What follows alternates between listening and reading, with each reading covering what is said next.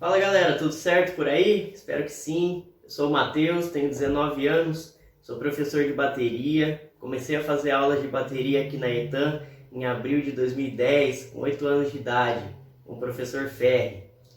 Fiz o curso livre de bateria, no qual me formei em 2019, então foram 9 anos de curso aí. E logo após eu já iniciei o curso técnico em bateria em 2020 aqui na ETAM também, o qual eu estou cursando até hoje. E também estou cursando licenciatura em música pelo Claretiano, tá? Toco profissionalmente na noite desde 2014, 15 mais ou menos. Já toquei com vários artistas aqui de Itaquaritinga, região, desde o sertanejo, pagode, rock, instrumental, um pouquinho de tudo. Hoje eu sou baterista da dupla Vitor e Marcel e da banda Sr. Wilson, um projeto de rock meu e de uns amigos meus, músicos aqui da cidade. Sou baterista freelance. Quem quiser conferir o meu trabalho, tá? Vou deixar aqui o meu canal do YouTube e o meu Instagram, beleza? Bom, acredito que seja isso. Agora eu vou falar um pouquinho da bateria, tá? Desde a história dela, como ela se formou até o que a gente tem hoje. Vou falar um pouquinho do que ela é feita, né? Os materiais. Falar um pouco das baquetas, da forma de tocar, né? De pegar as baquetas, tá? Vou dar um apanhado geral nisso aí, beleza? Vamos lá!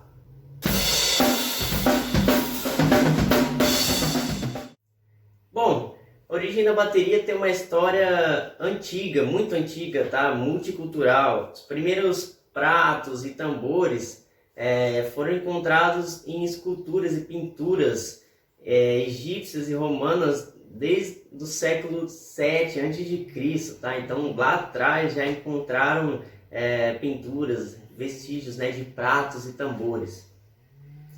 Mas a bateria em si é um instrumento originário dos Estados Unidos.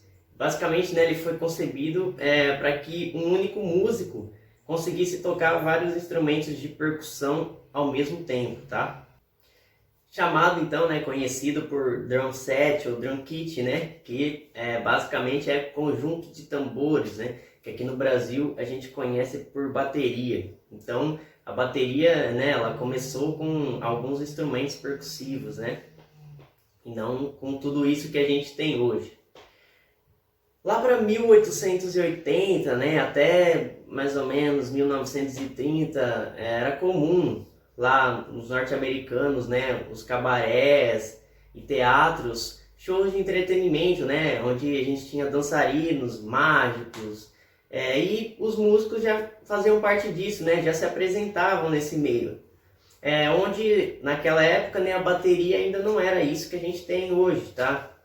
Era só um composto de bumbo, caixa e alguns pratos, né, que eram retirados de bandas marciais e fanfarras. Então a bateria era só um bumbo, uma caixa e um prato que o músico tentava percutir esses instrumentos, né, com as mãos só, né? A gente não tinha ainda pedais naquela época e tudo mais, né? Bom, só em 1909, né, com o Theodor Ludwig, que é um dos fundadores da marca Ludwig, que a gente tem até hoje no mercado, que começaram a surgir pedais de bateria, né? Ele, em 1909, patenteou a sua versão, né, de pedal de bateria, para o qual evoluiu, né, até os dias de hoje para os pedais que a gente utiliza hoje, tá? Então, essa invenção aí na época, né, foi um marco porque possibilitou que o músico pudesse tocar mais instrumentos ao mesmo tempo, né? Porque alguns instrumentos passaram a ser tocados com os pés, né? Através dos pedais, o que possibilitou que as mãos pudessem tocar mais instrumentos. E nessa época a bateria também já contava com cowbells, né? Que é aquele famoso sino da vaca, blocos sonoros, que era muito utilizado no jazz, né? No instrumental que rolava naquela época. Então o pedal foi essencial, né, para possibilitar que esse setup aumentasse cada vez mais. Mas a gente não tinha ainda máquinas de chimbal, né, que foram aparecer só em 1929, mais ou menos, que possibilitou mais ainda, né, que o setup aumentasse, porque através dela a gente conseguia tocar, né, os dois pratos, né, chamados de chimbal, com os pés, né, os dois pratos virados um para o outro. né, que a gente pisando na máquina de chimbal, eles se encontram. Depois eu vou mostrar lá na bateria como funciona, o que é o chimbal e a máquina de chimbal. Já em 1930, né, aí ficou mais popularizado o uso dos kits com 4 peças, né, que eram basicamente bumbo, um tom, um surdo e caixa, né. Eles usavam os pratos também, mas eles não mencionavam os pratos, né, no conjunto. Era basicamente kit de 4 peças, né, que seriam esses tambores mais os pratos. Já no sul dos Estados Unidos, né, em New Orleans, também os cabarés e casas noturnas se tornaram centros, né, de apresentações de música ao vivo para animar os visitantes, né, que curtiam ao som de Foxtrot, Dixieland, que, né, foram influenciados pelo blues para mais tarde dar origem ao jazz. E assim, né, quando veio esses ritmos, essas apresentações de música ao vivo nas casas noturnas, o instrumento bateria em si, né, começou a ser utilizado com mais frequência, fazendo parte mesmo dos grupos musicais, né? Então, nessa época, né, 2 grandes nomes assim que marcaram a geração ali, que começaram, né, foram os pioneiros no uso do setup de bateria, foram 2 caras assim, nada mais nada menos do que Baby Dodds e Paul Barley, tá? Foram 2 grandes bateras e que mudaram o cenário, né? Mudaram a história da bateria e foram os pioneiros no setup de bateria naquela época. E uma curiosidade é que o kit com 2 bumbos foi aparecer mais ou menos lá em 1940 pelo Louis Bellson, tá? Esse cara aqui que revolucionou e colocou 2 bumbos no kit. É mais comum no metal, né, no rock aí. Depois disso, o primeiro solo de bateria registrado em gravação foi feito por nada mais nada menos que Gene Krupa. Esse cara foi o primeiro assim a trazer o foco, né, do público para o instrumento, né, para a bateria, onde a galera começou a notar a importância da bateria no meio musical ali, né, do grupo, e que a partir daí, né, mudou totalmente a história do instrumento. Bom, além do Gene Krupa, né, tem outros nomes que revolucionaram a história da bateria, né? São caras que mudaram a história do instrumento na época e são referência até hoje, um dos maiores nomes, né, da bateria aí. Art Blakey, Buddy Rich, Papa Joe Jones são caras que mudaram totalmente a história do instrumento na época e até hoje os caras são referência, tá? Além de muitos outros, que se eu for ficar mencionando eles aqui, eu vou ficar 3 horas de vídeo só falando o nome desses caras geniais. Bom, dando um salto aí na história, né, do instrumento, lá para a década de 70 que foi estabelecido o modelo clássico de bateria que é usado até os dias atuais, tá? Que é basicamente composto de bumbo, tom 1, tom 2, surdo, caixa, prato de ataque, prato de condução e chimbal, que continuou evoluindo, né? Não para. Beleza? Eu vou mostrar um pouquinho para vocês agora desse instrumento maravilhoso aí que é a bateria. Vamos lá?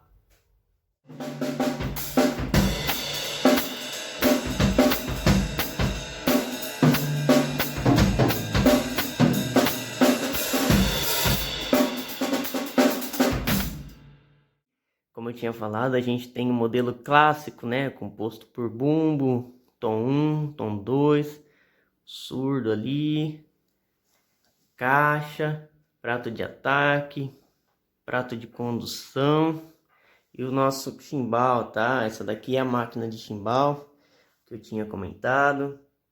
Inclusive essa daqui é uma Ludwig, tá? Olha lá, é uma Ludwig. Ali a gente tem os pedais, né, de bumbo. Aqui no caso eu tô usando um pedal duplo pra gente conseguir tocar no bumbo ali, beleza? Aqui a gente tem os tambores, né, como eu tinha falado, a caixa, os tons, o surdo, tá? Nos tons aqui a gente vê, né, consegue ver melhor como ela é feita. Então a gente tem aqui o casco de madeira, existem vários tipos de madeira para construção de bateria, tá? A mais comum é a maple, né? Só que existem infinitas madeiras aí, cada uma responde de uma forma diferente, né? Em sonoridade, sustain, timbre, no som mais encorpado do tambor, tá? Tudo isso influencia. Então a gente tem o casco de madeira, depois o aro aqui, né? Com os parafusos para segurar as peles e dar afinação para as peles, né? Através dos parafusos. As peles também influenciam muito no som, né? Existem vários tipos de pele aí, peles com filme simples, filme duplo, mais finas, mais grossas. Essas daqui, né? Peles clear. Aqui na caixa já tem um outro tipo de pele, uma pele porosa, né? Ó, coated. Ela tem essa porosidade aqui, é lisa, né? Tá? Aqui a gente tem os pratos, né? O prato de condução, que também são divididos em partes, né? A gente tem borda, corpo, depois cúpula, cada lugar uma sonoridade diferente, tá? A gente tem as ferragens também, né? As estantes para segurar os pratos, né? Elevados aí. E aqui nada mais nada menos do que as baquetas, né? Que a gente usa aí para tocar as peças da bateria. Vou falar um pouquinho de baqueta agora.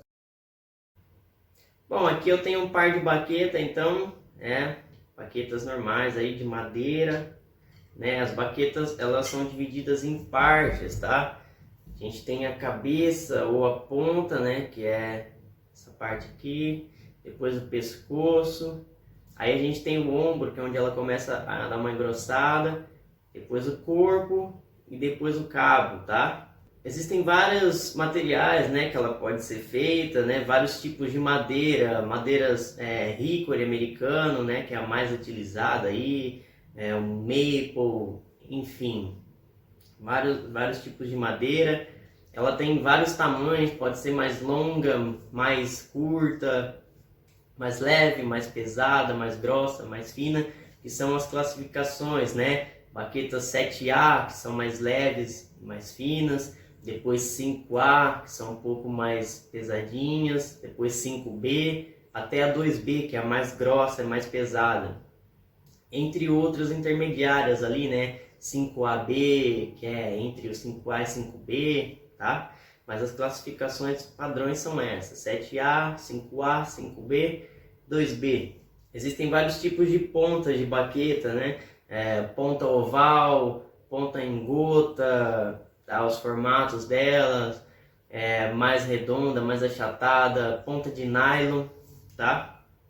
Tudo isso com sonoridade diferente, tá? Respostas diferentes, beleza?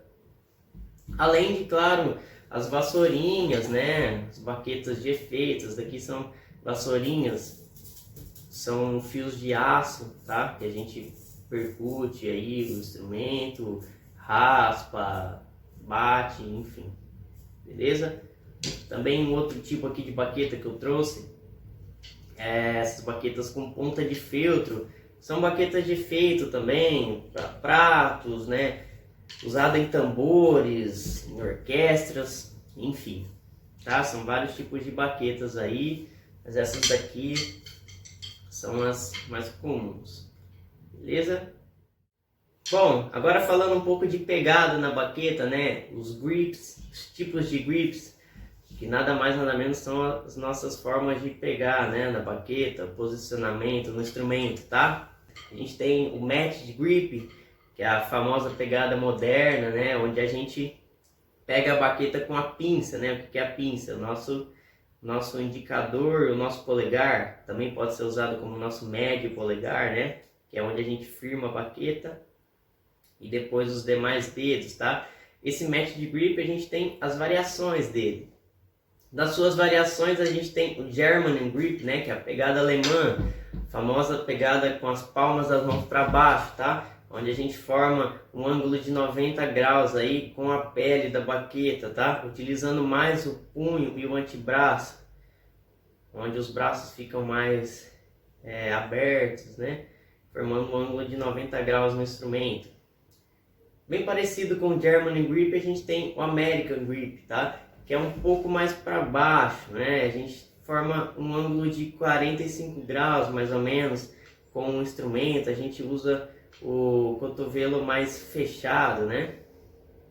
Esse é o nosso American Grip, com a palma da mão para baixo também. Outra variação é o French Grip, né? A pegada francesa, que agora a gente tem essa pegada aqui, né? Com as palmas das mãos retas, em pé, né? A gente não tem mais a palma da mão para baixo, utilizando mais dedos, tá? A gente utiliza mais os dedos, e o que nos fornece mais agilidade, só que menos potência também, menos força, né? A gente usa mais os dedos, com as mãos em pés, mais agilidade. Esse é o French Grip.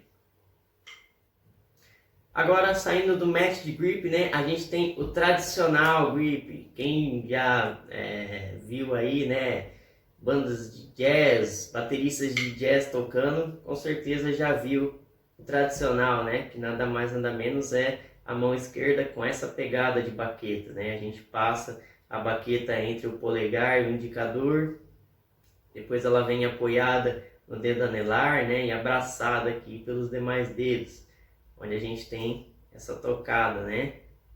E a mão direita permanece aqui como se fosse um American Grip, né? Um matched. Essa é a pegada tradicional, bem comum, né, em bateristas de jazz. Beleza? Essas são as formas da gente pegar as baquetas, tá? Bom, pessoal, o que eu tinha para falar hoje é isso, tá? Espero que tenha ficado claro. Se tiver alguma dúvida ou alguma correção aí para me fazer, pode entrar em contato comigo, tá? No meu Instagram, me manda mensagem lá no direct, beleza? A gente vai trocando informações sempre. Fechou? Muito obrigado, tá?